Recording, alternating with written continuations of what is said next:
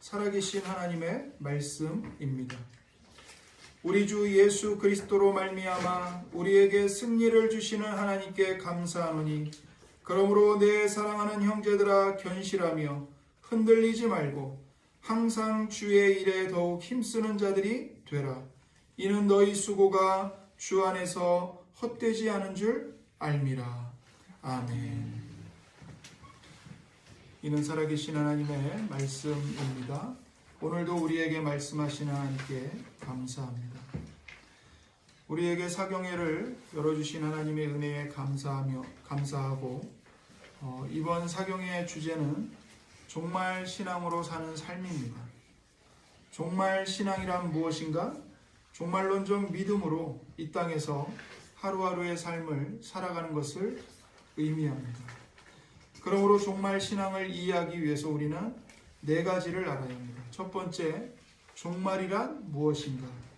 두 번째, 종말 신앙의 내용은 무엇인가? 세 번째, 종말 신앙으로 산다는 것은 무엇인가? 네 번째, 종말 신앙으로 살기 위한 구체적인 은혜의 방편은 무엇인가? 우리가 이 네 가지를 이 시간에 상고하고자 합니다. 먼저 종말이란 무엇인가입니다. 일반적으로 사람들이 역사에서 말하는 종말은 역사의 흐름이 멈추고 모든 것이 소멸하는 끝을 의미합니다. 그러나 성경이 말하는 종말은 단순히 역사가 끝장나버렸다는 의미가 아닙니다. 여러분, 역사의 주관자이신 하나님은 영원하신 분입니다. 그 영원하신 하나님께서 역사를 이끄시는 한 역사는 절대로 사라지지 않습니다. 그래서 하나님의 역사는 시작이 있고 마지막 완성을 향해 직선적으로 계속 나아갑니다. 따라서 성경이 말하는 종말은 하나님이 태초부터 세우신 계획이 어떤 방해에도 불구하고 마침내 그 목적이 완성되고 성취된다는 의미입니다. 그래서 역사는 하나님의 계획과 목적의 완전하고 최후적인 완성과 성취를 향하여 진행해 나갑니다. 이것이 종말에 대한 기독교적 이해입니다. 그래서 역사는 하나님께서 이 역사 안에서 펼쳐가시는 그 계획과 의도하시는 목적이 최후적으로 완전하게 성취되는 그날을 향해서 진행하고 있습니다. 그 성취의 시점이 종말일 뿐만 아니라 그 완성을 향하여 진행하는 이 역사의 과정이 또한 종말의 시대입니다. 다시 말하면 예수님의 초림부터 재림까지의 모든 날이 종말이고 말세이고 마지막 날들인 것입니다. 그렇게 이해할 때 우리는 현재가 무엇인지 분명해집니다. 오늘 우리가 살아가는 하루하루가 하나님의 계획이 완성되어가는 소중한 과정 속에 포함되어 있습니다. 너무나 많은 사람들이 우리가 살고 있는 이 현재에 대해서 잘못 생각하고 있습니다. 신자와 불신자를 막론하고 실용주의 사상에 너무나도 지독하게 찌들어 있습니다. 그래서 현재 그 자체의 의미보다 열심히 살아서 무엇을 얻을 수 있는지가 관건입니다. 내가 열심히 봉사해서 얻는 것이 무엇인가? 이렇게 해서 어떤 효과가 생기는가? 어떤 결과를 얻을 수 있는가에 의해서만 이 현재의 가치를 판단합니다.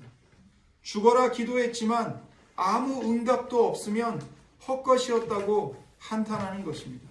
이렇게 되면 현재 자체로서는 아무런 의미가 없게 됩니다.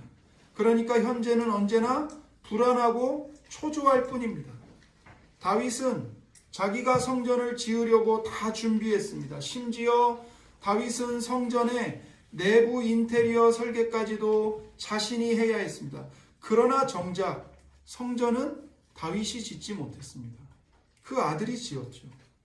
여러분, 그렇다면 다윗이 성전을 건축하기 위해 자재를 준비하고 성전 내부 인테리어를 설계하느라 죽도록 고생했던 그의 하루하루는 다 헛것이었을까요? 다윗이 성전 건축을 위해 준비한 현재는 아무 의미가 없는 것일까요? 죽도록 고생만 하고 정작 성전을 지은 영광은 다른 사람이 가져갔습니다. 그러면 다윗의 그 날들, 그 현재들은 다 헛수고이고 아무 의미도 없는 것이었습니까? 그렇지 않습니다. 바울은 사도행전 13장에서 그의 설교 마지막 결론에 다윗의 인생에 대해서 이렇게 말했습니다. 사도행전 13장 36절입니다. 다윗은 당시에 하나님의 뜻을 따라 섬기다가 잠들어 그 조상들과 함께 묻혀 썩음을 당하였으되. 바울은 다윗이 자기 당대의 하나님의 뜻을 따라 섬긴 인생이라고 말했습니다. 다윗이 성전을 지었는지 솔로몬이 지었는지는 하나님의 관심사가 아닙니다. 다윗이 자신의 현재를 어떻게 살았는지가 중요한 것입니다. 솔로몬이 자신에게 주어진 그 현재를 어떻게 살았는지가 중요한 것입니다. 다윗이 자신의 당대에 성전을 짓지 못했기 때문에 그가 헛수고한 것이 아닙니다. 다윗에게는 다윗의 삶 그 자체가 하나님이 주시는 은혜요, 선물이요, 복인 것입니다. 성경은 그 자체로 가치가 있다고 말하고 있습니다. 이것이 성경의 가르침입니다. 우리가 사는 현재를 실용주의적 가치에 사로잡혀서 평가해서는 안 됩니다. 여러분, 주일 예배에 갔더니 오늘은 예배에 은혜도 안 되고 잠만 오고 설교는 지루하고 괜히 왔다. 다음에는 차라리 그냥 집에 있는 게 낫겠다. 예배 시간에 졸고 다른 사람들에게 피해 주느니 가지 말자. 기름값만 버리고 차라리 집에 있는 게 낫지. 교회 가서 꼴 보기도 싫은 사람 때문에 괜히 미워하고 죄만 짓느니 차라리 집에 있는 것이 죄라도 덜 짓고 더 낫겠다. 여러분, 이 생각이 뭐죠? 이게 다 현재를 어떤 효과가 있는가, 내가 어떤 유익을 얻고 있는가, 그 실용주의적 가치로 평가하고 있는 겁니다. 유익이 있으면 현재는 가치가 있는 것이고, 유익이 없으면 현재는 가치가 없다는 겁니다. 현재는 단지 효과를 거두기 위한 수단으로서만 존재할 뿐, 현재 그 자체로서는 의미도 가치도 없게 되는 것입니다. 그러나 여러분, 그렇지 않습니다. 매우 잘못된 생각입니다. 아무리 예배에 와서 졸다가 가고 설교에 은혜도 안 되고 죄만 짓다 갔어도 여러분, 예배가 뭡니까? 무엇입니까? 하나님께서 너는 내 앞에 나와서 예배 드릴 수 있는 사람이야 라고 뽑은 사람만 예배의 자리에 올 수 있는 것 아닙니까? 그러니까 아무리 예배 시간에 졸다가 왔어도, 설교가 귀에 안 들어오고 은혜가 안 되었어도 나는 예배자로서 하나님께 특별히 뽑힌 사람이다.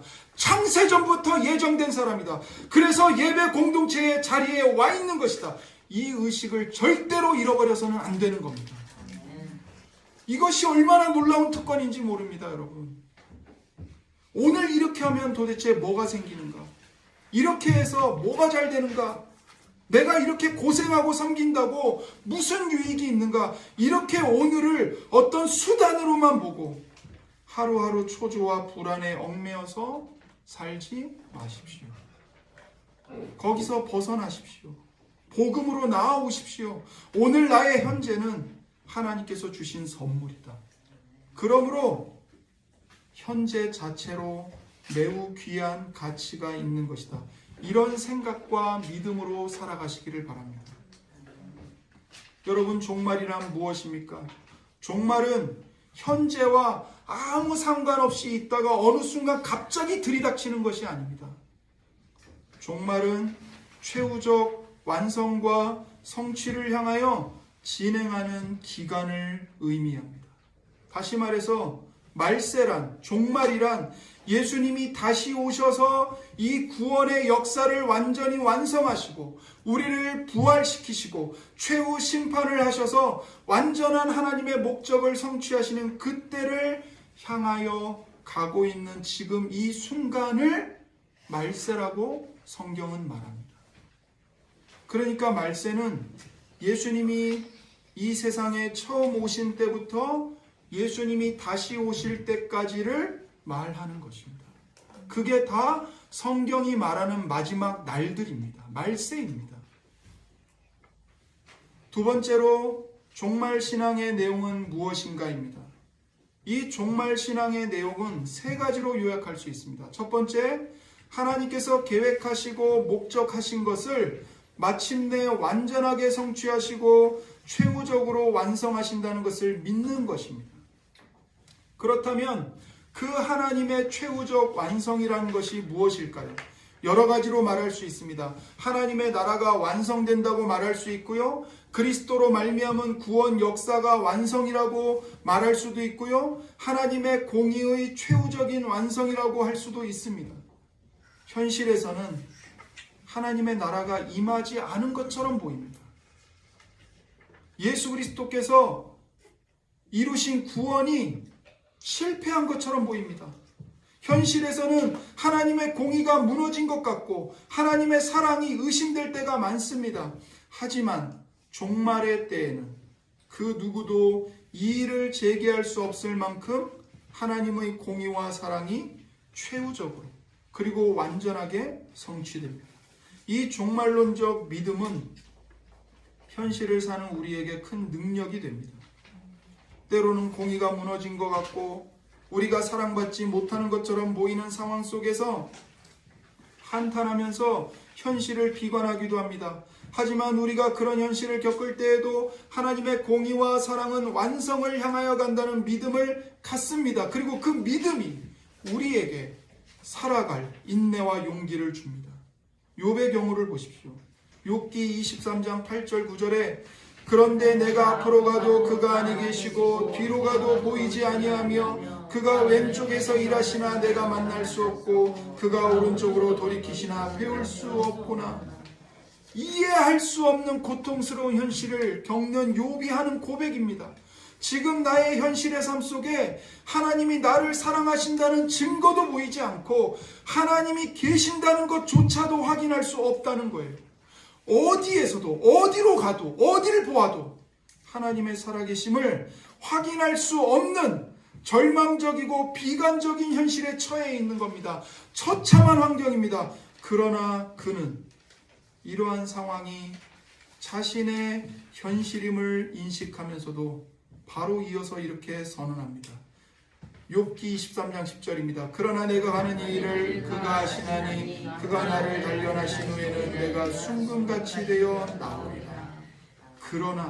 그러나입니다. 그가 아신다. 그가 마침내 순금같이 나를 만드신다. 어디로 가야 할지 알 수 없는 절망 가운데서도 그러나 하나님이 나의 가는 길을 아신다고 선언하는 것입니다. 결국에는 하나님께서 나를 단련하셔서 잘되게 하시고야 만다는 것을 나는 분명히 안다. 그것을 믿음으로 선언하고 있는 것입니다. 성경이 말하는 종말론적 신앙이 바로 이런 것입니다.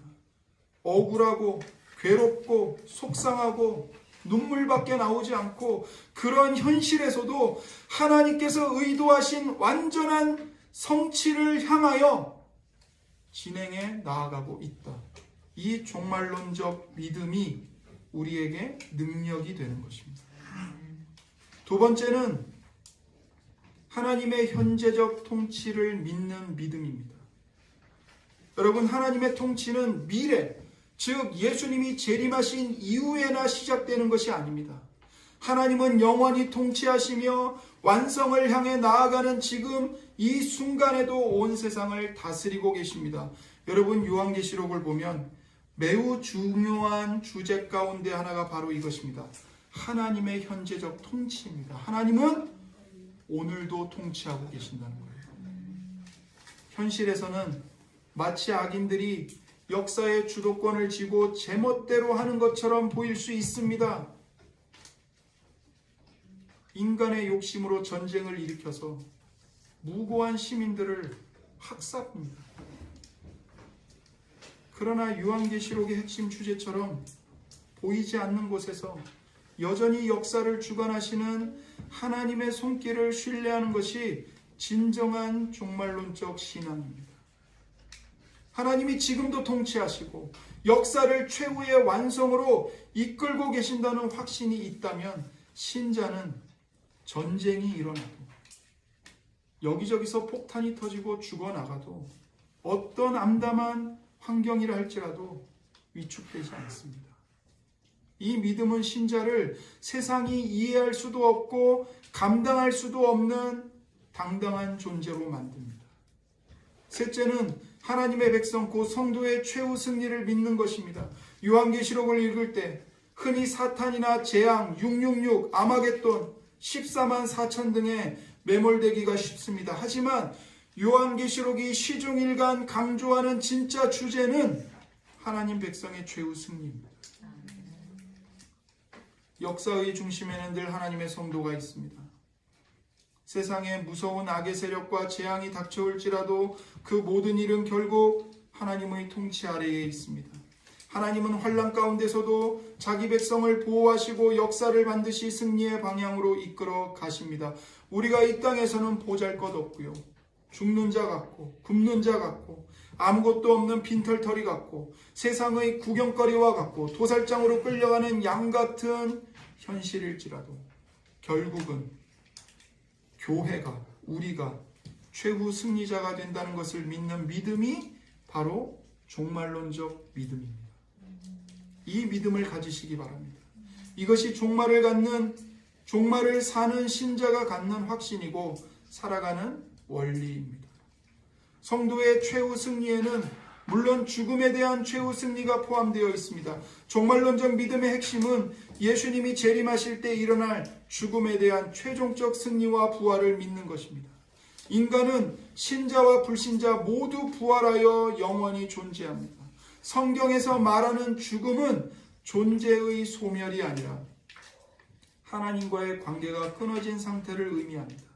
다시 말해 하나님 없이 사는 것이 죽음입니다.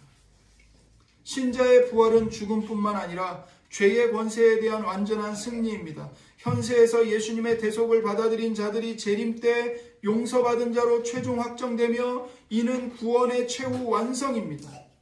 그러나 불신자의 부활은 죄의 문제를 해결받지 못한 채 죄인으로 부활하여 하나님 없는 영원한 심판과 형벌에 처해지는 겁니다. 예수님의 재림은 전 인류의 부활과 함께 영원한 심판이 집행되는 때입니다. 이때 하나님의 공의가 실현되고요, 의인과 불의한 자가 최종적으로 결정이 나는 겁니다. 요한계시록 맨 마지막 구절에서 주님은 이렇게 말씀하셨습니다. 내가 진실로 속히 오리라 하시거늘 아멘 주 예수여 오시옵소서. 내가 진실로 속히 오리라고 말씀하셨습니다. 이것이 종말입니다. 그 선언에 대한 반응이 나옵니다. 마라나타, 아멘 주 예수여 오시옵소서. 우리는 그렇게 종말을 기다리며 사는 사람들입니다. 왜 우리가 종말을 기다립니까? 그것은 성도의 최후 승리가 완전히 확정되는 때이고 하나님의 공의와 하나님의 구원과 계획과 목적이 예수 그리스도께서 오심으로 완전히 성취되고 완성되는 때이기 때문입니다. 앞에서 말씀드린 바와 같이 종말 신앙의 내용은 두 가지입니다. 첫째는 종말론적 믿음입니다. 두 번째는 종말론적 믿음의 근거에서 하루하루 현재의 삶을 사는 것입니다. 여기서 종말론적 믿음이란 종말에 대한 세 가지를 믿는 것이라고 했습니다. 하나님의 완전한 성취를 믿는 것이고, 하나님의 현재적 통치를 믿는 것이고, 성도의, 교회의 최후 승리를 믿는 것입니다. 그러나 여러분, 종말 신앙은요, 단순히 이 교리를 연불 외우듯이 외우는 것에 그치는 것이 아닙니다. 이 믿음에 근거하여 오늘 하루를 실제로 살아가는 것입니다. 이 종말 신앙의 내용을 인격적으로 신뢰한다면 그 믿음은 반드시 삶의 모든 영역에서 나타나야 합니다. 그러니까 가정에서, 직장에서, 교회 예배와 성도들과의 관계와 바깥에서 맺는 모든 사람들과의 관계, 자녀 양육, 돈을 쓰는 데 있어서, 진로를 선택하는 데 있어서 모든 것에서 이 믿음이 나타나야 합니다. 신앙과 생활은 별개의 것이 아닙니다. 신앙은 교회에서만 통용되는 관념이 아닙니다. 생활은 교회 밖에서 따로 이루어지는 별개의 활동이 아닙니다. 종말 신앙으로 산다는 것은 무엇보다도 우리가 살면서 현실을 직면하는데 그 현실 속에서 그 현실을 종말론적 믿음에 근거하여 해석하고 이해하는 것으로부터 시작하는 것입니다. 그래서 사도 바울은 이것을 고린도전서 4장에서 극명하게 보여주고 있습니다. 고린도전서 4장 3절 5절입니다. 너희에게나 다른 사람에게나 판단받는 것이 내게는 매우 작은 일이라. 나도 나를 판단하지 아니하노니 내가 자책할 아무것도 깨닫지 못하나 이로 말미암아 의롭다함을 얻지 못하노라. 다만 나를 심판하실 이는 주시니라. 그러므로 때가 이르기 전 곧 주께서 오시기까지 아무것도 판단하지 말라. 그가 어둠에 감추인 것들을 드러내고 마음의 뜻을 나타내시리니 그때에 각 사람에게 하나님으로부터 칭찬이 있으리라. 사도 바울은 지금 자기가 처한 현실과 그 현실에 대한 자신의 입장이 무엇인지 두 가지 중요한 이야기를 하고 있는 겁니다. 첫 번째, 다른 사람들이 자기를 뭐라고 판단하든지 간에 그것에 나는 휘둘리지 않는다는 거예요. 3절에 보세요. 너희에게나 다른 사람에게나 판단받는 것이 내게는 매우 작은 일이라. 아무것도 아니라는 거예요. 이 말씀은 고린도 사람들이 사도 바울에게 자꾸 시비를 걸었기 때문에 이 말을 하는 겁니다. 어떤 시비를 걸었냐면 사도 바울이 고린도 교회에서 사역을 하고 갔어요. 교회를 세우고 갔어요. 그 후에 아볼로가 왔습니다. 이제 아볼로의 설교를 듣는 겁니다. 그런데 아볼로의 설교를 듣다 보니까 사도 바울의 설교는 아무것도 아니었던 겁니다. 사도 바울은 사도도 아니었던 것 같고 그의 설교는 별것이 아니었던 것 같은 거예요. 그래서 사도 바울의 설교가 형편없다, 그는 사도가 아니다, 이런저런 사도를 폄하하는 말들을 쏟아놓기 시작하는 겁니다. 그 말들이 사도에게 자꾸 들려오는 거예요. 그러나 사도 바울은 자기가 그리스도 예수로 말미암아 사도 되었음을 잘 알고 있습니다. 그것에 대해 사도 바울이 하는 말입니다. 너희에게나 다른 사람에게나 판단받는 것이 내게는 매우 작은 일이라. 그런 판단에 얽매이지도 않고 휘둘리지도 않고 그저 오로지 나는 주님께 충성한다는 말입니다.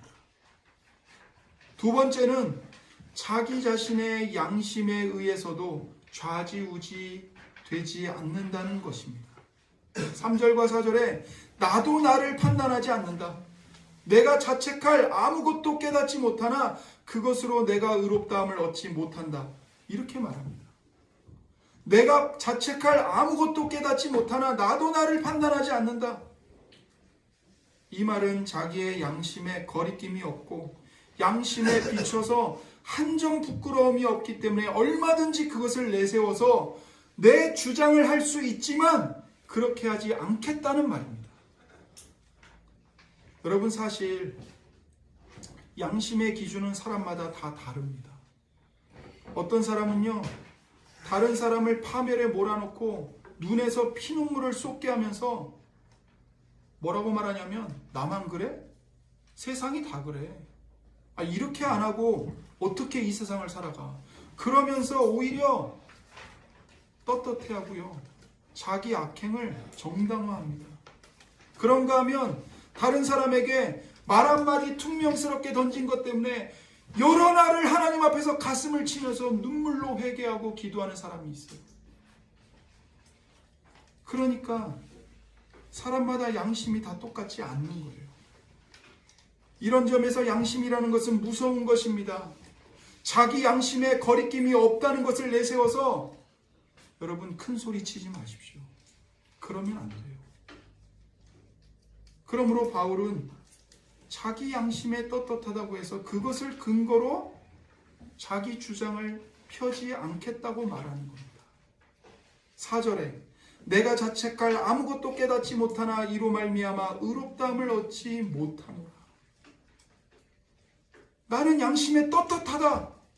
그러나 그것이 자기가 옳고 의롭다는 것을 증명해주는 결정적인 근거가 되지 않는다고 말합니다.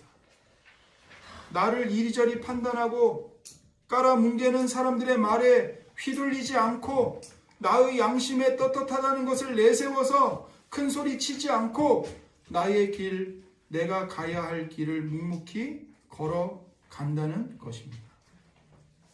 왜 그렇게 합니까? 어떻게 억울한 일을 당하고도 내 양심에 거리낌이 없는데 그것들을 다 참아내면서 그냥 아무 일도 없는 것처럼 자기가 가야 할 사도의 길을 걸어갈 수 있는 것입니까? 사도는 그 이유를 이렇게 말합니다. 4절에 다만 나를 심판하실 이는 주시니라. 이게 바울의 답이고 근거예요. 나를 심판할 사람은 나 자신도 아니고 너희들도 아니다. 나를 심판하실 분은 오직 주님뿐이시다. 그러므로 5절에서 결론처럼 이렇게 말합니다. 그러므로 때가 이르기 전 곧 주께서 오시기까지 아무것도 판단하지 말라. 그가 어둠에 감추어진 것들을 드러내고 마음의 뜻을 나타내시리니 그때에 각 사람에게 하나님으로부터 칭찬이 있으리라. 여러분 보세요. 우리가 지금 설교를 듣고 있는 이 맥락에서 보면 바울 사도는요, 정확하게 종말론적 믿음을 고백하고 있는 겁니다. 그 종말론적 믿음의 관점에서 자기가 처해 있는 현실을 해석하는 거예요. 바울은 눈에 보이는 것으로 해석하지 않고 종말론적 믿음, 하나님의 말씀으로 현실을 해석하고 있는 겁니다. 그래서 그가 휘둘리지 않고 참고 견디면서 끝까지 사랑하면서 여전히 가야 할 성도의 길을 걸어가는 것입니다. 왜 그렇죠? 할 말이 없어서가 아닙니다. 다른 사람들에게 꿀리는 게 있어서 침묵하고 있는 게 아닙니다. 주님께서 오시니까. 주님께서 오시면 감춰진 것을 다 드러낼 것이고 숨기신 것을 다 나타내실 것을 믿기 때문에 침묵하는 겁니다. 다시 말하면 완전한 성취와 최후적인 완성이 있다는 것을 알고 있기 때문입니다. 이 진리를 아는 사람으로서 자기의 현실을 해석하고 사는 겁니다. 이것이 바로 종말신앙으로 현실을 살아가는 모습입니다. 사도 바울은 고린도전서 15장에서 그리스도께서 재림하시면 신자의 부활이 일어날 것을 이야기합니다. 그러면서 마지막 결론에 이것을 분명히 단언합니다. 고린도전서 15장 57절 58절 우리 주 예수 그리스도로 말미암아 우리에게 승리를 주시는 하나님께 감사하노니 그러므로 내 사랑하는 형제들아 견실하며 흔들리지 말고 항상 주의 일에 더욱 힘쓰는 자들이 되라. 이는 너희 수고가 주 안에서 헛되지 않은 줄 압니다. 우리가 지난 주일에 상고했던 본문 말씀이죠. 예수님이 다시 오시는 그 날에 하나님께서 우리 주 예수 그리스도로 말미암아 우리에게 승리를 주실 것입니다. 그러니 하나님께 감사하며 견실하며 흔들리지 말고 항상 주의 일에 더욱 힘쓰는 자들이 되라는 것입니다. 우리가 항상 주의 일에 더욱 힘쓰는 것은 우리가 반드시 부활하여 주님 앞에 서리라 믿기 때문입니다. 그리고 이곳에서 하는 주를 위한 우리의 수고가 부활의 날 주님 앞에서 결코 헛수고가 되지 않을 것을 알기 때문입니다. 이것이 부활신앙이요 종말신앙입니다. 결국 종말신앙이란 종말론적 믿음의 흔들림이 없이 그 믿음에 근거하여 하나님의 부르심을 받은 자답게 견실하게 하루하루를 살아가는 것을 말합니다. 종말신앙으로 산다는 것이 이와 같은 것이라면 우리는 종말신앙이 무엇이 아닌가도 분명히 알 수 있습니다. 성경적인 종말 신앙은 현실 도피가 아닙니다. 언젠가 종말이 온다는 것을 내세우면서 현재를 무시하고 외면하는 것이 아닙니다. 여러분, 이단들은요, 다 공통적인 특징을 가져요. 거의 미래를 내세워서 현실을 무시하고 도피하는 겁니다. 그래서 휴거가 있을 것을 앞세워서 현재의 재산이나 가족이나 다른 모든 것들은 쓸모없고 필요 없다고 강조합니다. 그리하여 추종자들로 하여금 휴거와 종말을 맞는 데는 아무 쓸모없는 재산을 처분해서 교주에게로 가져오라고 합니다. 가족도 떠나서 자기의 단체로 들어오라고 합니다. 그리하여 교주들은 어떻게 되죠? 다 부자가 돼요. 교주들은 휴거를 준비하기 위해서 자기 재산을 팔지 않습니다. 처분하지 않습니다. 오히려 신도들의 재산을 빼앗아서 자기 재산으로 축제합니다. 결국 이단에게 속은 사람들은 대부분 알거지가 됩니다. 그리고 가족도 없이, 친구도 없이 혼자 버려지게 됩니다. 휴거가 오면 아무것도 필요 없기 때문에 며칠 먹을 쌀과 반찬만 있으면 된다고 거짓으로 말하기 때문입니다. 현실을 도피하게 유도합니다. 그러나 성경적인 종말신앙은 오히려 현실에 더 충실합니다. 장차 가게 될 하나님 나라를 소망하면서 현실을 도피하는 것이 아니라 항상 주의 일에 더욱 힘쓰는 자들로 현실을 충성스럽게 살아가는 겁니다. 하나님을 사랑하고 이웃을 사랑하며 살아가는 것입니다. 이것이 바로 종말신앙으로 살아가는 모습입니다. 그렇다면 이제 우리가 종말신앙으로 살아가는 데 있어서 결정적인 방편은 무엇일까요? 그것은 하나님의 말씀입니다. 요한계시록은 신약의 마지막 책이죠. 그런데 그 요한계시록에 종말 시대에 일어날 현상을 말하면서 일관되게 뭘 강조하냐면 하나님의 말씀을 강조합니다. 많은 사람들이 요한계시록을 마지막 때에 벌어질 일들을 암호처럼 숨겨놓은 수수께끼 같은 책으로 여깁니다.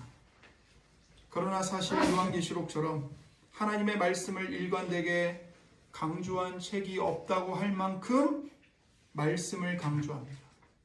이렇게 요한계시록은 종말 신앙으로 말세를 살아가는 우리에게 말씀이 얼마나 결정적인 방편이 되는가를 강조합니다.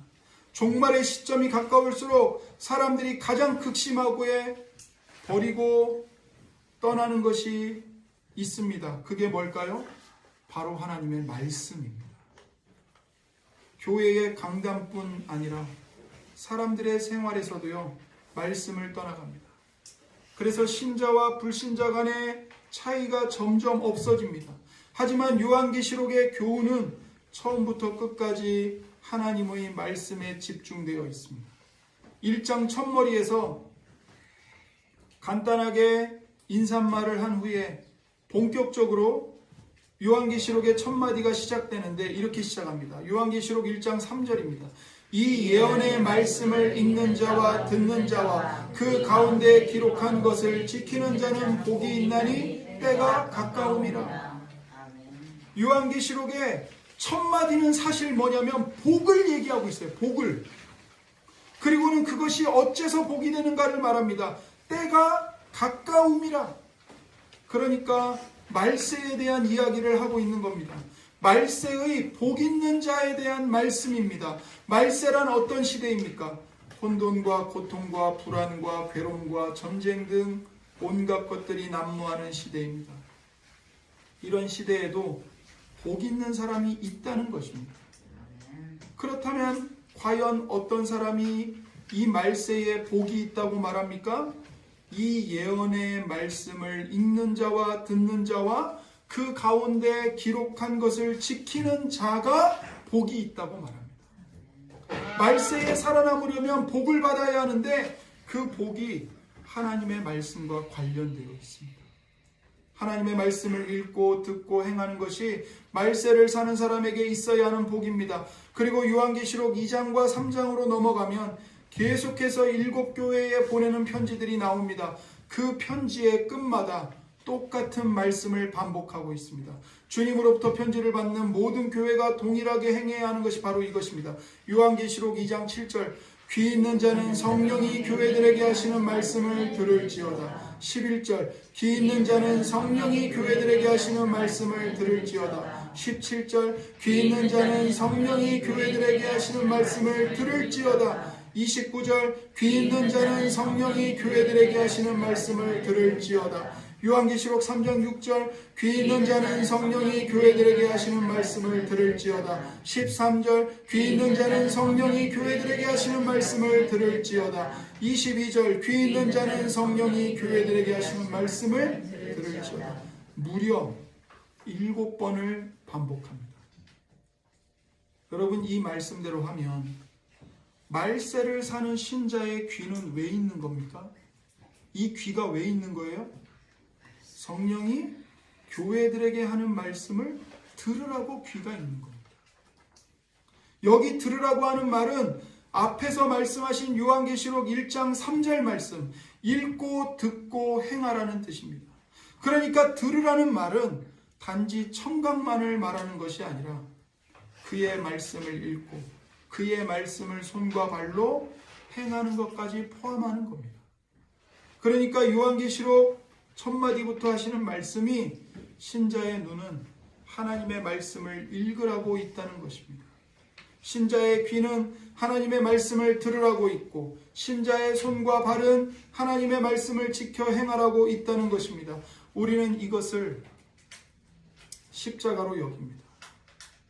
그런데 성경은 이것을 십자가라고 하지 않고 말세를 사는 신자에게만 주어지는 복이라고 말합니다. 이뿐만이 아닙니다. 요한계시록 4장에 넘어가면 사도 요한이 하늘 어전의 광경을 봅니다. 하늘 문이 열리고 하늘 궁전의 모습을 보는데 궁전에 앉으신 분이 계시고 거기에 네 생물과 24 장로들이 있고 거기서 장로들은 자기의 왕관을 주님께 드리면서 거룩 거룩하다 거룩하다 하며 찬양을 합니다. 하나님을 최대로 높여 찬양하는 웅장한 궁전의 모습을 봅니다. 그리고 5장으로 넘어가면 보좌에 앉으신 분의 오른손에 두루마리 책이 하나 있어요. 근데 그 두루마리 안과 밖으로 글자가 가득 쓰여 있습니다. 그런데 7인으로 봉인되어서 이것을 볼 수가 없어요. 장로 가운데 하나가 말합니다. 과연 누가 이 책을 펴거나 보거나 할 리가 있겠는가? 사도 요한이 기대에 차서 기다립니다. 그런데 땅 위에나 땅 아래나 이 책의 말씀을 열거나 보거나 할 자가 보이지 않는 겁니다. 하나님의 말씀이 자기 앞에서 임봉되어 있는 거예요. 닫혀 있는 거예요. 그 사실 때문에, 그래서 이제 하나님의 말씀을 더 이상 깨달을 수 없다는 사실 때문에 사도 요한이 통곡을 합니다. 요한계시록 5장 4절입니다. 그 두루마리를 하거나 보거나 하기에 합당한 자가 보이지 아니하기로 내가 크게 울었더니. 여러분, 우리는 왜 울죠? 여러분, 왜 우십니까? 때로 자식이 속썩여서, 인간관계가 잘 안 풀려서 이런저런 일들 때문에 통곡하며 웁니다. 하지만 하나님의 말씀이 내 앞에 닫혀져 있는 것 같다는 사실 때문에 통곡을 해보신 적이 있습니까? 사도 요한은 지금 하나님의 말씀 때문에 울었습니다. 그랬더니 장로가 말합니다. 울지 말라. 그리고는 그 말씀의 봉인을 떼어내고 그 두루마리를 펴고 볼 이가 있다고 말합니다. 그러면서 다윗의 자손을 소개합니다.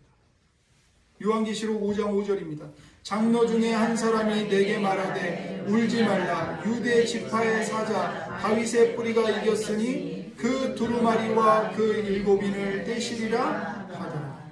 이 다윗의 뿌리가 누구예요? 예수 그리스도죠. 그리고 보좌에 앉으신 분으로부터 그 임봉된 책이 어린 양에게로 건네집니다. 7절입니다. 그 어린 양이 나와서 보좌에 앉으신 이의 오른손에서 두루마리를 취하시니. 요한계시록 6장부터 이 어린 양께서 이 7인을 하나씩 떼시는데 이 어린 양을 이 인을 하나씩 떼면서 안팎으로 가득히 쓴 책의 말씀을 어린 양이 차례대로 펼쳐내십니다. 그것이 요한계시록 6장부터 쭉 이어지는 거예요. 이렇게 요한계시록은 처음부터 끝까지 말씀에 집중합니다. 이뿐만이 아닙니다. 요한계시록은 종말 신앙으로 살아가는 신자가 종말의 때를 이기는 비결이 무엇인가를 계속 말합니다. 무엇으로 이길 수 있는가? 귀를 열고 하나님의 말씀을 들을 때 그 말씀으로 이깁니다. 요한계시록 2장 11절입니다. 귀 있는 자는 성령이 교회들에게 하시는 말씀을 들을지어다. 이기는 자는 둘째 사망의 해를 받지 아니하리라. 둘째 사망의 해를 이기는 방법이 무엇입니까? 하나님의 말씀입니다. 여기서 말하는 둘째 사망은 뭐냐면 예수님이 재림하셔서 최후적으로 심판하시고 멸망하시는 것을 말하는 거예요. 그게 둘째 사망이에요. 근데 그걸 뭘로 이겨요? 하나님의 말씀으로 이겨요. 요한계시록 3장 10절 내가 나의 인내의 말씀을 지켰은즉 내가 또한 너를 지켜 시험의 때를 면하게 하리니 이는 장차 온 세상에 임하여 땅에 거하는 자들을 시험할 때라. 온 땅에 극심한 시험이 닥쳐올 때인데 나의 말씀을 지켰은즉 내가 그 시험의 때를 면하게 하리라. 이렇게 말씀하십니다. 시험의 때를 이기는 강력한 무기가 하나님의 말씀이라고 말하고 있습니다. 요한계시록 12장 11절입니다. 또 우리 형제들이 어린 양의 피와 자기들이 증언하는 말씀으로써 그를 이겼으니 그들은 죽기까지 자기들의 생명을 아끼지 아니하였다. 믿음의 선배들은 생명을 내놓았으면 내놓았지 말씀을 포기할 수 없었다는 겁니다. 그래서 그들은 자신들이 증언하는 말씀으로써 그를 이겼다고 말합니다. 여기서 그는 누구일까요? 사탄 마귀입니다. 말씀으로 이긴 겁니다. 요한계시록 19장 13절 또 그가 피 뿌린 옷을 입었는데 그 이름은 하나님의 말씀이라 칭하더라. 여기 피 뿌린 옷을 입었다는 말은 십자가에서 피 흘리신 예수님이 이기셨다는 말입니다. 그런데 예수님이 어떻게 이기셨죠? 그 이름은 하나님의 말씀이라 칭하더라. 예수님이 하나님의 말씀으로 이기셨습니다. 요한계시록 16장에 가면 7대접 심판에 대한 이야기가 나오는데 앞에서 계속 이야기한 바와 같이 그 심판을 통하여 말씀하는 것은 결국 두 가지입니다. 첫 번째, 하나님이 여전히 통치하고 계신다. 그리고 역사는 하나님의 백성에게 초점이 맞추어져 진행되고 있다. 이 두 가지를 얘기합니다. 요한계시록 17장에서 하나님의 최후 심판을 말합니다. 그런데 이 하나님의 심판은 최후적이고 완전하다는 것을 강조합니다. 그 심판에 도전하는 세력들이 있어요. 끝까지 하나님께 반항합니다.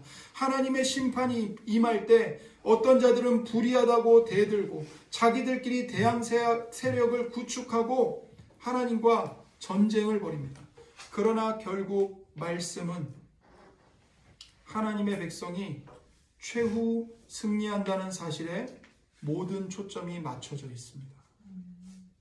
그래서 여러분, 우리가 무서워할 것이 없는 겁니다.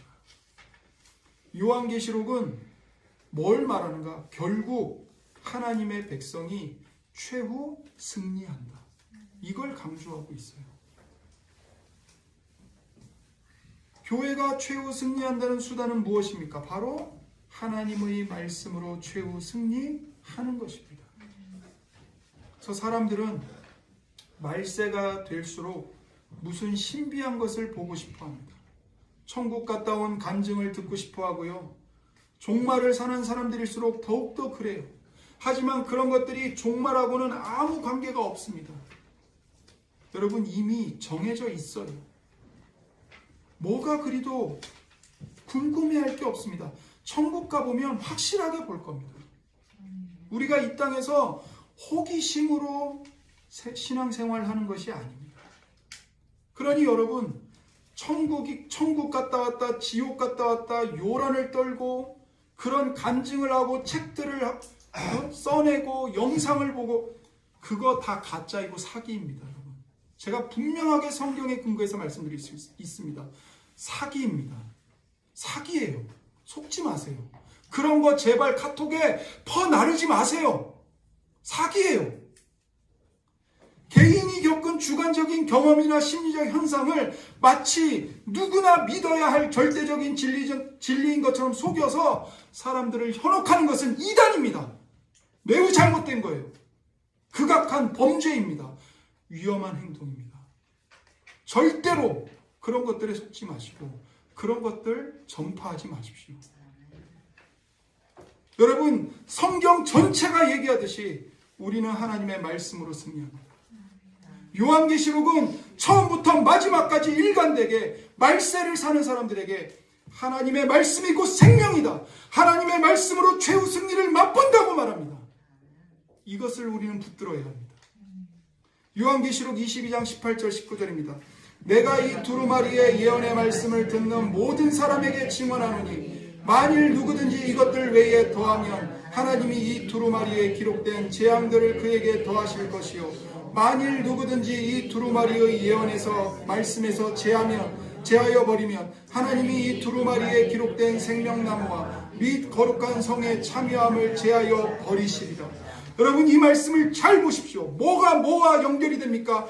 말씀을 어떻게 대하는 것과 그것과 관련해서 거룩한 성에 들어갈 것인가, 거기서 배제될 것인가, 그것이 말씀과 직결되는 거라고 말하는 겁니다. 우리는 이 전체 성경에서 어떤 것도 더해서는 안 됩니다. 어떤 말씀도 빼서는 안 됩니다. 그렇게 하는 사람은 반드시 저주를 받습니다. 하나님의 말씀을 어떻게 대하는가가 중요한 겁니다. 말씀을 경외하는 것이 하나님을 경외하는 겁니다. 말씀을 사랑하는 것이 하나님을 사랑하는 겁니다. 말씀에 순종하는 것이 하나님께 순종하는 겁니다. 요한계시록 22장 20절 21절 이것들을 증언하시니가 이르시되 내가 진실로 속히 오리라 하시거늘 아멘. 주 예수여 오시옵소서. 주 예수의 은혜가 모든 자들에게 있을지어다. 아멘. 예수님을 어떻게 소개합니까? 이것들을 증언하신 이라고 소개를 합니다. 다시 말해서 말씀하신 분으로 소개하는 것입니다. 그리고 그분이 말합니다. 내가 진실로 속히 오리라. 그랬더니 뭐라고 화답을 하죠? 아멘. 주 예수여 오시옵소서. 그리고 그 모든 성도들을 향한 사도 요한의 마지막 강복 선언이 있습니다. 주 예수의 은혜가 모든 자들에게 있을지어다. 아멘. 요한계시록은 세상에 아무리 악한 자들이 판을 치고 아무리 붉은 용이나 사탄이 세상을 뒤엎고 별벌 짓을 다하고 난리를 쳐도 여전히 하나님이 통치하고 있다고 말합니다.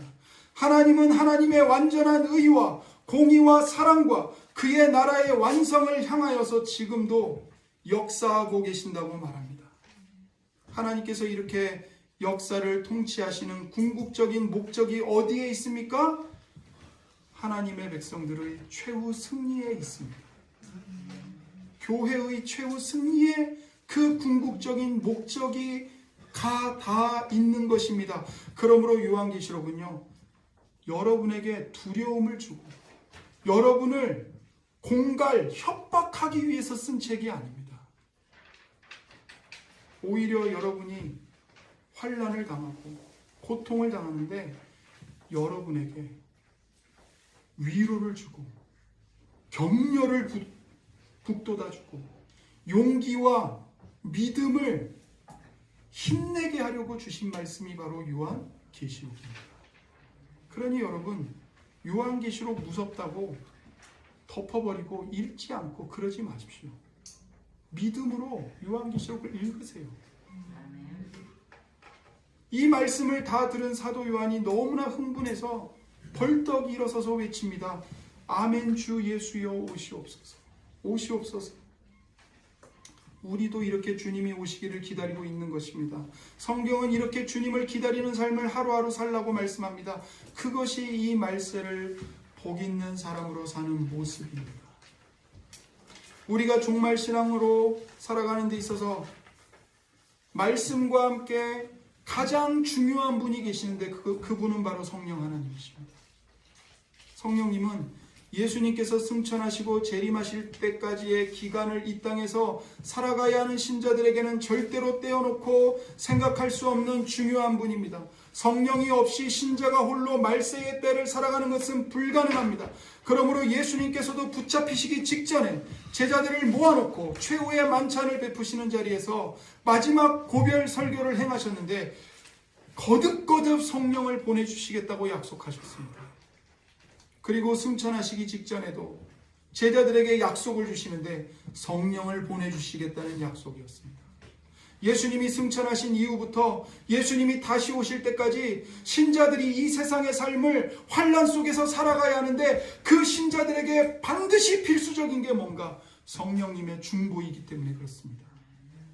요한복음 14장에서 16장에 걸쳐서 예수님이 고별 설교를 하셨는데 그 말씀하신 성령을 약속하신 말씀들을 보면 예수님이 육신으로 함께 하시지 않는 세상을 살아가는데 성령이 얼마나 중요하며 성령의 역할이 무엇인가 등을 분명히 알 수 있습니다. 요한복음 14장 16절 18절입니다.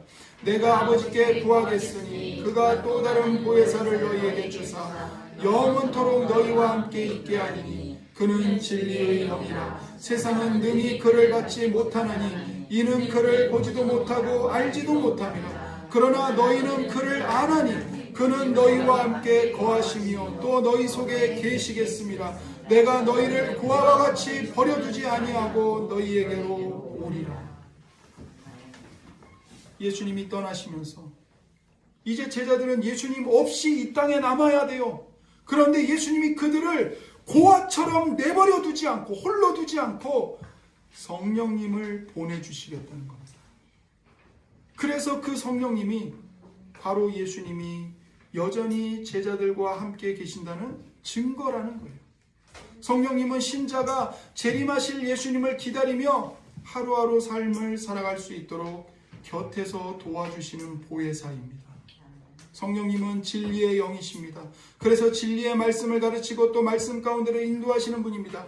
요한복음 14장 26절 보혜사 곧 아버지께서 내 이름으로 보내실 성령 그가 너희에게 모든 것을 가르치고 내가 너희에게 말한 모든 것을 생각나게 하리라. 성령이 오셔서 무슨 사역을 하신다고요? 그가 너희에게 모든 것을 가르칠 것이다.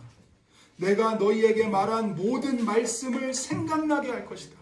요한복음 15장 26절입니다. 내가 아버지께로부터 너희에게 보낼 보혜사 곧 아버지께로부터 나오시는 진리의 성령이 오실 때에 그가 나를 증언하실 것이요. 그러니까 성령 하나님의 주된 사역은요, 병고침, 기적, 환상을 보는 것 이런 것들이 아니에요. 성령님의 주된 사역은 뭐냐? 우리에게 주의 말씀을 가르치시고 예수님을 우리에게 증언해 주시는 것입니다. 요한복음 16장 7절 8절입니다. 그러나 내가 너희에게 실상을 말하노니 내가 떠나가는 것이 너희에게 유익이라. 내가 떠나가지 아니하면 보혜사가 너희에게로 오시지 아니할 것이요 가면 내가 그를 너희에게로 보내리니 그가 와서 죄에 대하여 의에 대하여 심판에 대하여 세상을 책망하시리라. 성령님은 진리의 영이십니다. 그래서 성령께서 오셔서 죄에 대해서, 의에 대해서, 심판에 대해서 세상을 책망하시고 설교하신다는 겁니다. 요한복음 16장 13절 그러나 진리의 성령이 오시면 그가 너희를 모든 진리 가운데로 인도하시리니 그가 스스로 말하지 않고 오직 들은 것을 말하며 장래 일을 너희에게 알리시리라. 다시 말하면 성령님은 신자가 세상에서 신자답게 살 수 있는 능력을 주시는 분이요, 곁에서 동행하는 분이요, 또 보호하고 지켜주시는 분이요, 성도로 하여금 깨닫게 하고 담대하게 하시는 분입니다. 결국 성도는 성령님과 깊은 관계를 맺지 않고는 결코 성도로서 종말의 시대를 살아갈 수 없다는 것입니다. 그래서 사도 바울은 고린도전서 12장 3절에서 이렇게 말했습니다. 그러므로 내가 너희에게 알리노니 하나님의 영으로 말하는 자는 누구든지 예수를 저주할 자라 하지 아니하고 또 성령으로 아니하고는 누구든지 예수를 주시라 할 수 없느니라. 성령이 아니면 예수님을 주로 고백할 수조차 없습니다. 예수님을 주님이라고 고백하게 하는 분도 성령이십니다. 로마서 8장 14절 16절 무릇 하나님의 영으로 인도함을 받는 사람은 곧 하나님의 아들이라. 성령이 친히 우리의 영과 더불어 우리가 하나님의 자녀인 것을 증언하시느니. 우리가 하나님의 자녀라는 것을 증언하시는 분도 성령님이십니다. 성령께서 자녀됨의 증언을 하십니다. 또한 성령이 우리의 기도를 도우실 뿐만 아니라 연약한 우리를 위해 간구하시기까지 합니다. 로마서 8장 26, 27절입니다. 이와 같이 성령도 우리의 연약함을 도우시나니 우리는 마땅히 기도할 바를 알지 못하나 오직 성령이 말할 수 없는 탄식으로 우리를 위하여 친히 간구하시느니라. 마음을 살피시는 이가 성령의 생각을 아시나니 이는 성령이 하나님의 뜻대로 성도를 위하여 간구하심이니라. 예수님이 하늘로 올라가시기 직전에 성령님을 약속하신 말씀 가운데서도 우리는 신자가 종말의 때의 세상을 살아가는 데 있어서 성령의 역사가 얼마나 필수적인가를 분명히 알 수 있습니다. 사도행전 1장 8절 오직 성령이 너희에게 임하시면 너희가 권능을 받고 예루살렘과 온 유대와 사마리아와 땅끝까지 이르러 내 증인이 되리라 하시니라. 주님께서 승천하시는 순간에 제자들에게 이렇게 말씀하신 것은 모두가 선교사가 되라거나 혹은 선교사로 사는 사람들에게만 이렇게 하시겠다는 의미가 아닙니다. 모든 성도들이 예수님의 제자들이고 이 땅에서 제자로서의 삶을 살아가야 한다는 것을 가리켜 말씀하고 계십니다. 여러분, 지금 예수님의 승천을 보고 있고 이 말씀을 직접 받는 제자들은요, 오고 오는 모든 세대의 모든 성도들을 대표하고 있는 겁니다.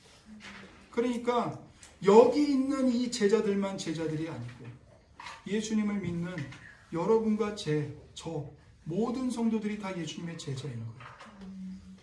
이 말씀에서 예수님은 모든 성도들의 삶의 본질을 예수님의 증인으로 사는 것이라고 말씀하십니다. 그러면서 그런 삶을 살아갈 수 있도록 성령을 주시겠다고 약속하십니다. 그리고 성령이 오시면 하실 일을 말씀하시는데 그것은 권능을 주신다는 것입니다. 성령이 오신다면 주신다는 그 권능이 무엇일까요? 예수님의 증인으로서 살아가게 하는 권능입니다. 그것은 어떤 경우에도 예수님을 증거하는 삶, 곧 어떤 상황에서도 우리가 성도로서 살아가는 것을 포기하지 않는 권능입니다. 예수님의 증인으로 살기 위해서라면 죽음도 당해내고 고난도 당해내고 가난도 당해내고 감옥도 당해내고 질병도 당해내고 무엇이든지 당해내는 권능을 성령님이 주신다는 겁니다.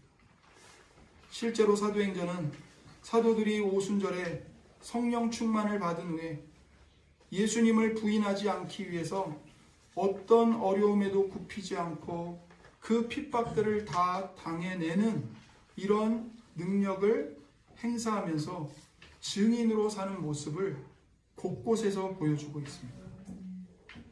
요한계시록도 이런 장면을 보여줍니다. 요한계시록 12장 11절입니다. 또 우리 형제들이 어린 양의 피와 자기들이 증언하는 말씀으로써 그를 이겼으니 그들은 죽기까지 자기들의 생명을 아끼지 아니하였도다. 죽기까지, 죽을 때까지 자기들의 생명을 아끼지 않았습니다. 성령께서 이렇게 우리가 죽을 때까지 예수님의 증인으로 끝까지 살도록 권능을 주십니다. 그래서 사도 바울은 성도들을 위해 이렇게 기도합니다. 에베소서 3장 16절입니다. 그의 영광의 풍성함을 따라 그의 성령으로 말미암아 너희 속사람을 능력으로 강건하게 하시오며.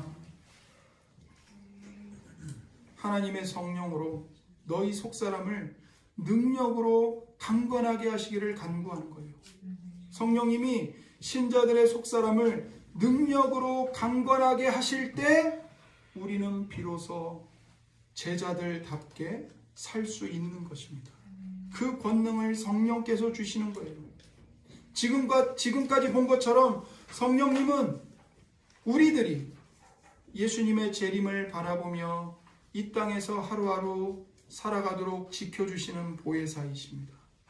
다시 말하면 성령께서 말씀과 더불어 신자들이 종말 신앙으로 이 땅에서의 삶을 살아가도록 우리에게 힘을 주시고 우리를 지켜 보존하시는 것입니다.